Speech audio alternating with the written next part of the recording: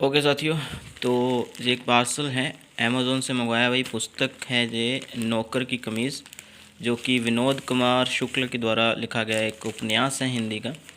और इसको मंगवाया है। हालांकि आना चाहिए था इनके जो डिलीवरी बॉयज़ होते हैं उनके माध्यम से, लेकिन भारतीय डाक यानी थर्ड पार्टी के माध्यम से इन्होंने भेजा है। दूर दराज से ये पुस्तकें आती हैं, लोकल नहीं मिलती हैं, तो इसलिए थर्ड पार्टी। तो जब डाक से आती है तो टाइम लग जाता है। अगर डिलीवरी बॉय तो वो 2-3 दिन में ही भिजवा देते हैं, ला देते हैं। तो इसको पढ़ते हैं, मतलब पढ़कर आपको रिव्यू कम्युनिटी में दे दूंगा कि कैसा उपन्यास लगा मुझे।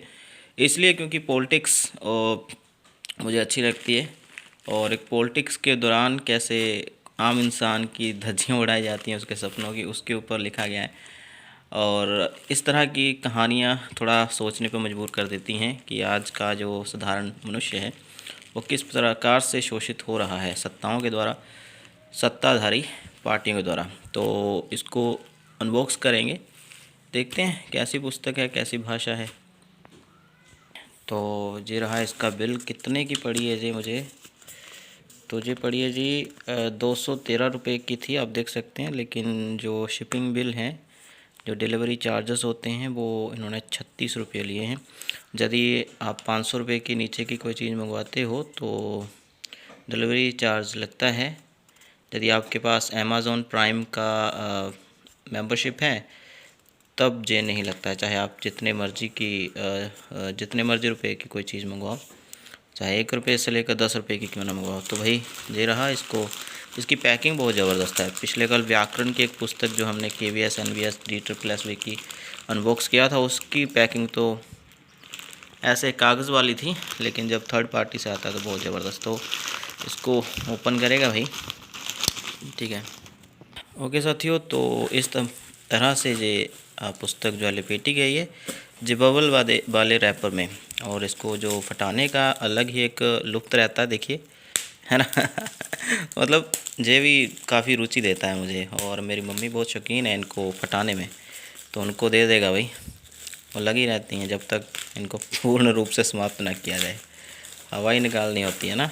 चलो, तो साथियों इस तरह से ये पुस्तक दिखती है, नौकर की कमीज़। विनोद कुमार शुक्ल के द्वारा लिखा गया उपन्यास है, और विनोद कुमार शुक्ल को पढ़ना बहुत अनिवार्य हो जाता है तब जब आप NTA यूजी नेट की परीक्षा की तैयारी कर रहे हैं। और इनका जन्म 1937 ईस्वी में हुआ है, छत्तीसगढ़ के राजनांदगांव में। ओके, और हिंदी साहित्य अकादमी पुरस्कार भी इनको मिला है, और इस उपन्यास पर एक फ़िल्म का भी निर्माण हुआ है मणिकौल द्वारा। ओके जी, तो ये आप याद रखेंगे। ओके, तो नौकर की कमीज़ के बाद इनकी बहुत सारी और रचनाओं भी मैं पढ़ना चाहूँगा यदि मुझे समय मिला। और सम्मान देख लीजिए, बहुत सारे पुरस्कार इनको मिले हैं। गजानन माधव मुक्ति बोध फेलोशिप मिली है, राष्ट्रीय मैथिली शरण गुप्त सम्मान भी मिला है। और साथ में ये वाली पुस्तक देखिए, ये भी उपन्यास है इनका, दीवार में एक खिड़की रहती थी, उपन्यास है इनका, और साहित्य अकादमी पुरस्कार इस पर इनको मिला है। तो इस प्रकार से उपन्यास की शुरुआत होती है। अम्मा और दीदी को जो चैप्टर वाइज होगा कुछ। पहली पंक्ति है कि कितना सुख था कि हर बार घर लौटकर आने के लिए मैं बार बार घर से बाहर निकलूँगा। बस साथ ही पढ़ने को ना, उपन्यास को 1 घंटे में, 2 घंटे में, 4 घंटे में, 1 दिन में, 2 दिन में भी पढ़ा जा सकता है। लेकिन मैं थोड़ा धैर्य लेकर पढ़ता हूँ, क्योंकि कुछ बातें ऐसी हो जाती जिन पर सोचना पड़ता है कि वो किस नज़रिए से लेखक ने लिखी होंगी, तो सोचने को मजबूर कर देते हैं ऐसे उपन्यास, सत्ता पक्ष पर जो चोट करते हैं। तो ये विवरण दिया है अंत में कि नौकर की कमीज़ भारतीय जीवन के यथार्थ और आदमी की कशमकश को प्रस्तुत करने वाला उपन्यास है। इस उपन्यास की सबसे बड़ी खासियत यह है कि इसके पात्र मायावी नहीं हैं, यानी काल्पनिक नहीं है, मिथ्यास पर निर्भर नहीं है, बल्कि दुनियावी हैं, हमारे जैसे, आपके जैसे, जिनमें कल्पना और यथार्थ के स्वर के साथ पिरोए हुए हैं, जिनमें कल्पना और यथार्थ के स्वर एक साथ पिरोए हुए हैं। कहीं भी ऐसा नहीं लगता कि किसी पात्र को अनावश्यक रूप से महत्व दिया गया हो। हर पैरे और हर पात्र की अपनी महत्ता है। केंद्रीय बिंदु इसका वो कौन है भाई? संतू बाबू, एक ऐसा दुनियावी पात्र जो घटनाओं को रचता नहीं बल्कि उनसे जूझने के लिए विवश है और साथ ही सोसाइटी के हाथों इस्तेमाल होने के लिए भी।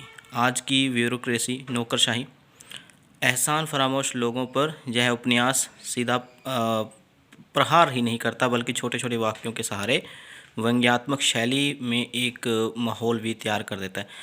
नौकरशाही, यदि आप मौजूदा समय में देखिए कि एक नौकरशाह आईएएस श्री कृष्ण कुमार, लगता था कि वो बहुत अच्छा कार्य कर रहे हैं, लेकिन उनकी वजह से 2 भर्तियां जो हैं वो रद्द हो गई, चाहे वो ईटीटी कैडर हो पंजाब में 2364 और चाहे 1158 असिस्टेंट प्रोफेसर पोस्ट। तो मतलब कहानी पढ़ने लायक है भाई, पढ़िए ज़रूर इसको भी।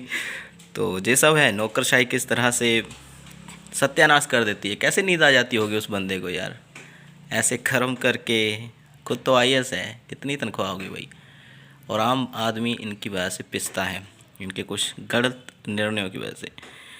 विनोद कुमार शुक्ल की सूक्ष्म निरीक्षण शक्ति का ही कमाल है कि पूरे उपन्यास को पढ़ने के बाद ज़िंदगी के अनगिनत मार्मिक तथ्य दिमाग में तारीखवार दर्ज होते चले जाते हैं। उनके छोटे छोटे वाक्यों में अनुभव और यथार्थ का पैनापन है, जिसकी मारक शक्ति केवल तिलमिलाहट ही पैदा नहीं करती बल्कि बहुत अंदर तक भेदती चली जाती है। तो साथियों, ये उपन्यास का मूल्य जहाँ पर दिया गया है 299 और राजकमल प्रकाशन, इनके ये जो प्रकाशन संस्था है ये छापती है जे उपन्यास या काव्य को भी बहुत सारी पुस्तकें छापी हैं हिंदी साहित्य से संबंधित। विनोद कुमार शुक्ल की तस्वीर दी है, हालांकि मुझे 213 रुपये में मिला है और शिपिंग चार्जेस डाल के 36 रुपये। तो ये उपन्यास थोड़ा महंगा मिला है, मतलब ठीक है 299 तो इसका प्रिंट रेट है, लेकिन तो साथी ये है, इसको पढ़ना है और मैं टाइम लेता हूँ पढ़ने में। तो 2 घंटे 4 घंटे में पढ़ना, वो पढ़ना थोड़ी हुआ फिर, ठीक है, समझना पड़ता है। हर एक चैप्टर के शुरू होने में एक कोट दिया गया है, धूप कमरे में आती है सूर्य नहीं आता, बारिश के दिन लगातार 3 दिन की धूप, बारिश के दिन लगातार 3 दिन की धूप की ज़रूरत थी, इससे ज़्यादा दिन की धूप नहीं चाहता था।